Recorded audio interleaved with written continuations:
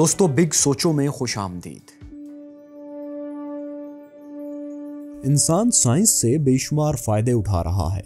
اس میں کوئی شک نہیں کہ موجودہ دور کا انسان سائنسی لحاظ سے جتنی ترقی کر چکا ہے اس نے زندگی میں بہت سی آسانیاں پیدا کر دی ہیں، اور شاید آج کے جدید دور میں عام انسانوں کو بھی جدید سائنس کی وجہ سے وہ سہولتیں میسر آ گئی ہیں جن کا چند صدیوں پہلے کوئی بادشاہ تک تصور نہیں کر سکتا تھا۔ لیکن دوستو، سائنس اور قدرتی وسائل کے استعمال میں رسک بھی اتنا ہی زیادہ ہے جتنا کہ یہ فائدہ پہنچاتے ہیں۔ جدید دور میں بلا شبہ ایٹمی توانائی انتہائی سستی بجلی بنانے کا اہم ترین ذریعہ ہے، لیکن یہ ایٹمی بجلی گھر بعض اوقات انتہائی بھیانک اور ناقابل تلافی نقصانات کا بھی باعث بن جاتے ہیں۔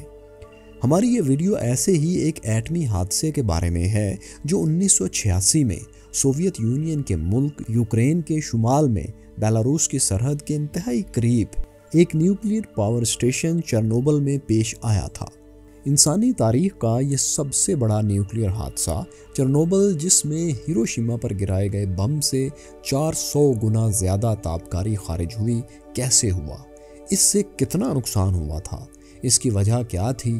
کس طرح سارا یورپ اس کی وجہ سے تباہی کے دہانے پر پہنچ گیا تھا؟ اس کے اثرات کب تک باقی رہیں گے اور اس حادثے کی جگہ پر آج کل کیا ہو رہا ہے؟ آئیے سب جانتے ہیں۔ حادثے کے وقت اس تجربہ گاہ کے کل 4 نیوکلیائی ری ایکٹر کام کر رہے تھے، جبکہ 2 ری ایکٹر زیر تعمیر تھے۔ 25 اپریل 1986 کو چرنوبل نیوکلیئر پاور پلانٹ کے ری ایکٹر نمبر 4 میں ایک تجربہ ہونا تھا۔ اس تجربے کا مقصد الیکٹرک پاور سپلائی بند ہو جانے کی صورت میں ری ایکٹر کو ٹھنڈا رکھنے کے پروسیس کو ٹربائن جنریٹرز کی مدد سے جاری رکھنا تھا۔ اس طرح کے 3 ناکام تجربات پہلے ہو چکے تھے اور اب یہ چوتھا موقع تھا۔ پلان کے مطابق 25 اپریل کی رات 1:06 پر تجربے کے ابتدائی مراحل کا آغاز ہوا، لیکن 2 بجے کے قریب علاقے کا ایک اور پاور اسٹیشن اچانک بند ہو جانے کے باعث اس تجربے کو روکنا پڑ گیا تاکہ بند ہونے والے اسٹیشن کی وجہ سے ہونے والی پاور سپلائی کی کمی کو پورا کیا جا سکے۔ حالات بہتر ہو جانے پر تجربے کو دوبارہ شروع کیا گیا، لیکن 26 اپریل کی رات 12:05 پر اچانک درجہ حرارت بڑھنا شروع ہو گیا اور بھاپ بننا شروع ہو گئی۔ کسی طرح کوششیں کر کے بھاپ بننے کے عمل کو روکا گیا۔ اس طرح ان اچانک سے ہونے والی مختلف تبدیلیوں نے اوور آل ری ایکشن کو انسٹیبل کر دیا۔ 1:23 پر تجربے کے سب سے اہم مرحلے کا آغاز ہوا، جب ٹربائن جنریٹرز کو فعال کیا گیا۔ لیکن ٹربائن جنریٹرز کا مومنٹم یعنی رفتار اچانک اتنی کم ہو گئی کہ یہ واٹر پمپ کو نہ چلا پایا اور پانی کی روانی متاثر ہوئی، جس سے ری ایکٹر کا درجہ حرارت بڑھ گیا اور دوبارہ سے بڑی مقدار میں بھاپ بننا شروع ہو گئی۔ اس وقت پورا شہر اپنے گھروں میں سکون سے سو رہا تھا۔ ایسے میں اچانک نیوکلیئر پاور پلانٹ کی زمین لرزنے لگ جاتی ہے اور کچھ سیکنڈز بعد ایک زوردار دھماکہ ہوتا ہے۔ ری ایکٹر 4 کی 1200 ٹن وزن کی چھت اڑ جاتی ہے اور آگ لگ جاتی ہے۔ لوگوں میں خوف و ہراس پھیل جاتا ہے اور کسی کو کچھ سمجھ نہیں آتی کہ کیا ہوا ہے۔ یورینیم اور گریفائٹ کے بخارات ہوا میں پھیلنا شروع ہو جاتے ہیں، جن پر قابو پانا ناممکن ہے۔ کہا جاتا ہے کہ تابکاری مادے اور شعاعوں سے بھرپور یہ آگ آسمان میں 3000 فٹ سے بھی اوپر تک گئی تھی۔ تاریخ کا سب سے تباہ کن نیوکلیئر حادثہ ہو چکا تھا اور فی الحال دنیا اس سے بے خبر تھی۔ موقع پر موجود آگ بجھانے والے افراد ہنگامی صورتحال سے نمٹنے کے لیے آگ بجھانے کی کوششیں کرتے رہے۔ یہ تمام لوگ بغیر کسی حفاظتی انتظامات کے آگ بجھا رہے ہوتے ہیں اور ریڈیو ایکٹیو یعنی تابکاری شعاعوں کے زون کے اندر اپنی زندگی خطرے میں ڈالے ہوئے ہوتے ہیں۔ یاد رہے کہ تابکاری شعاعیں اور مادے انسانوں بلکہ ہر جاندار کے لیے انتہائی خطرناک ہوتے ہیں۔ یہ الفا اور بیٹا پارٹیکلز خارج کرتے ہیں جو مختلف طریقوں سے انسان پر اثر کرتے ہیں۔ یہ براہ راست بھی انسانوں کی جلد پر اثر کرتے ہیں اور سانس کے ذریعے بھی جسم میں جا کر مختلف بیماریوں کا باعث بنتے ہیں۔ اس کے علاوہ سکن برنز اور ریڈیشن سکنس کا باعث بنتے ہیں۔ یہ سیلز کو مکمل طور پر ختم کر دیتے ہیں۔ دھماکے کے کچھ دیر بعد 2 افراد کی موت ہو جاتی ہے۔ صبح تک ریڈیو ایکٹیو ذرات بادلوں کی صورت میں اکٹھے ہونے لگ جاتے ہیں۔ تباہ ہونے والے ری ایکٹر کے سب سے نچلے حصے میں تقریباً 500 فیٹ نیچے اب بھی گریفائٹ جل رہا ہوتا ہے، جس کی حرارت سے وہاں موجود 1200 ٹن یورینیم اور دوسرے خطرناک تابکاری مادے پھیل رہے ہوتے ہیں اور اس سے خطرناک پارٹیکلز اور شعاعیں خارج کر رہے ہوتے ہیں۔ 28 اپریل تک ریڈیو ایکٹیو پارٹیکلز کے بادل تقریباً 1000 میل دور سویڈن تک پہنچ جاتے ہیں۔ سویڈن میں واقع فورسمارک نیوکلیئر پاور پلانٹ کے قریب لگے تابکاری ماپنے والے آلات میں اچانک تابکاری کا لیول خطرناک حد تک پہنچ جاتا ہے۔ فورسمارک کا عملہ پہلے تو گھبرا جاتا ہے کہ یہ تابکاری ان کے پلانٹ سے خارج ہو رہی ہے شاید، لیکن تھوڑی دیر بعد وہ سمجھ جاتے ہیں کہ یہ تابکاری ذرات اور شعاعیں کسی اور جگہ سے آ رہی ہیں۔ اس طرح سویڈن سوویت یونین کے حکام کو الرٹ کرتا ہے، جو ابھی تک اس واقعے کی ہولناکی سے یا تو واقعی بے خبر تھے یا پھر جان بوجھ کر دنیا سے چھپا رہے تھے۔ سویڈن تک تابکاری کے اثرات کا پہنچ جانا اس کا صاف مطلب تھا کہ پورا یورپ بھی ان ریڈیو ایکٹیو پارٹیکلز کے باعث خطرے کی زد میں آ چکا ہے۔ سویڈن کے الرٹ ہونے کے بعد ریت اور بورک ایسڈ کے تھیلے ہیلی کاپٹر کی مدد سے نیچے لگی آگ پر پھینکے جانے لگے۔ ریت اور بورک ایسڈ تابکاری کے اثرات کو کم کرنے کی صلاحیت رکھتے ہیں یا بلکہ ختم کرنے کی صلاحیت رکھتے ہیں۔ ری ایکٹر میں لگی آگ اور شعاعوں کے براہ راست اخراج کو تو ریت اور بورک ایسڈ ڈال کر روک دیا گیا تھا، لیکن اس ڈھیر کے نیچے یورینیم اور دیگر تابکاری مادوں کے پھیلنے سے درجہ حرارت مسلسل بڑھ رہا تھا، جس کی وجہ سے ری ایکٹر کی زمینی سطح پر دراڑیں پڑ رہی تھیں۔ دھماکے کے شروع میں آگ بجھانے کے لیے ڈالے جانے والے پانی میں سے کچھ پانی اس زمینی سطح کے نیچے آ چکا تھا، اور اگر پگھلنے والا مادہ اس میں مل جاتا تو اس پانی نے اتنا گرم ہو جانا تھا کہ یہ دوسرے دھماکے کا باعث بن سکتا تھا، جو پہلے دھماکے سے بھی زیادہ خطرناک ہو سکتا تھا۔ اتنا خطرناک کہ چرنوبل کے آس پاس کے 225 کلومیٹر تک کے علاقے کو مٹا دیتا اور اس کے اثرات یورپ تک جاتے اور یورپ کو بھی خالی کروانا پڑ جاتا۔ فوری طور پر طے پایا کہ درجہ حرارت کو کم کرنے کے لیے لیڈ یعنی سیسے کا استعمال کیا جائے، لہٰذا ہیلی کاپٹر سے اس جگہ پر سیسا ڈالا گیا، جس سے درجہ حرارت کچھ حد تک کم ہو گیا۔ کچھ دن بعد تمام خطرات کے باوجود ایک زیر زمین راستے سے ری ایکٹر کے نیچے موجود اس پانی کو تو نکال دیا گیا، لیکن اس لیول کے نیچے بھی گراؤنڈ واٹر کا بڑا ذخیرہ موجود تھا، لہٰذا اب کسی مستقل حل کی ضرورت تھی۔ فیصلہ کیا گیا کہ ری ایکٹر تک پہنچنے کے لیے زیر زمین ایک سرنگ بنائی جائے اور پگھلتے یورینیم اور دیگر مادے کے نیچے زمین میں جگہ بنا کر کوئی کولنگ ڈیوائس رکھ دی جائے تاکہ پگھلنے کا یہ پروسیس رک سکے۔ چرنوبل کے آس پاس کے علاقوں سے کانکن چرنوبل آئے اور 15 دن کے اندر سرنگ بنا لی گئی۔ کام ختم ہونے کے کچھ عرصے بعد ان میں سے کئی افراد کی موت واقع ہو گئی اور باقیوں کو زندگی بھر ریڈیشن سکنس کا سامنا رہا۔ سرنگ بننے کے بعد پگھلتے مادے کے نیچے کولنگ ڈیوائس رکھنے کے بجائے سیمنٹ بھر دیا گیا تاکہ پگھلتا مادہ مزید نیچے نہ جا سکے۔ اس کے بعد طے کیا گیا کہ ری ایکٹر کے ملبے کو ہٹایا جائے اور ختم کیا جائے تاکہ یہ سارا زون ریڈیشن فری ہو سکے، لیکن اس کام کے لیے ہزاروں کی تعداد میں لوگوں کی ضرورت تھی۔ سوویت یونین کے حکام اب تک چرنوبل کے حادثے کو دنیا سے چھپا رہے تھے اور اس بارے میں ابھی تک آفیشلی کچھ نہیں کہا گیا تھا۔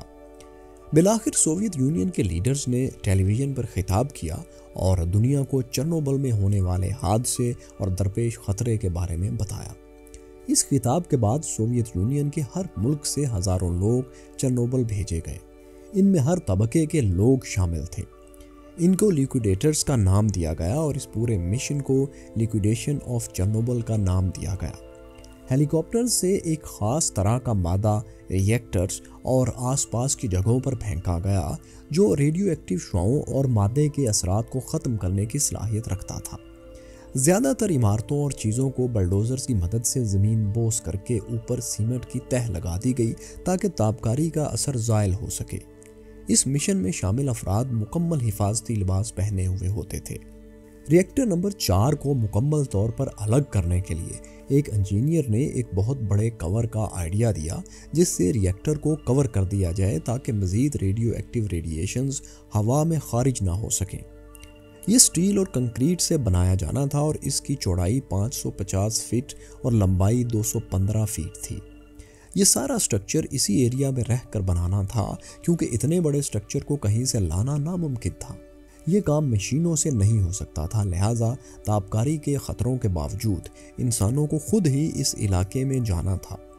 اب تک 12 ہفتے گزر چکے تھے۔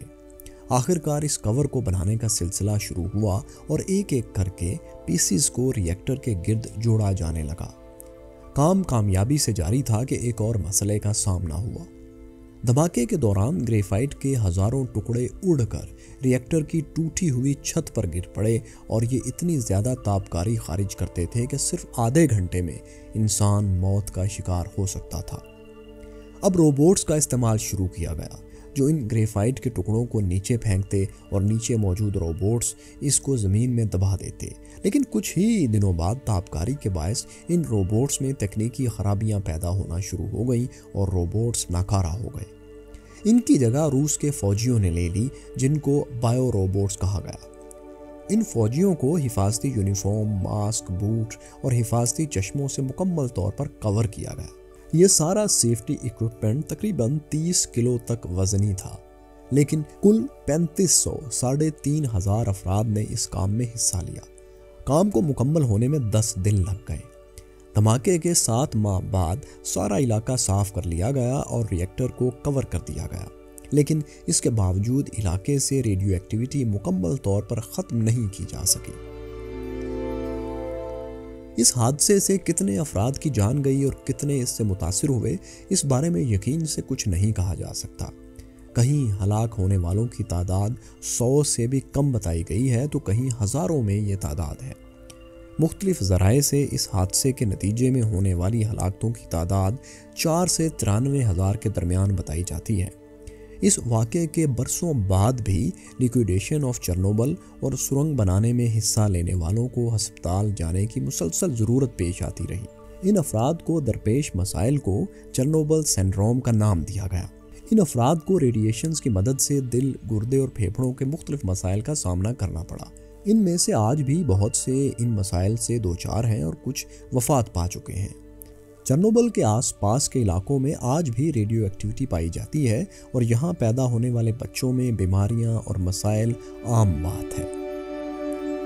اس حادثے کے بعد بھی 14 سال تک چرنوبل کے باقی 3 ریئیکٹرز میں نیوکلیائی تحقیقات اور تجربات جاری رہے۔ آخرکار عالمی دباؤ پر اور تنقید کے بعد 2001 میں چرنوبل کے باقی 3 ریئیکٹرز میں کام کو روک دیا گیا۔ زیر تعمیر 2 ریئیکٹرز کی تعمیر پہلے ہی روک دی گئی تھی۔ پلانٹ کے آس پاس اور ریئیکٹر 4 کے کور کے اندر آج بھی خطرناک شعاعیں موجود ہیں۔ 2010 میں نئے کور کی تعمیر شروع کی گئی جو 2019 میں مکمل ہوئی۔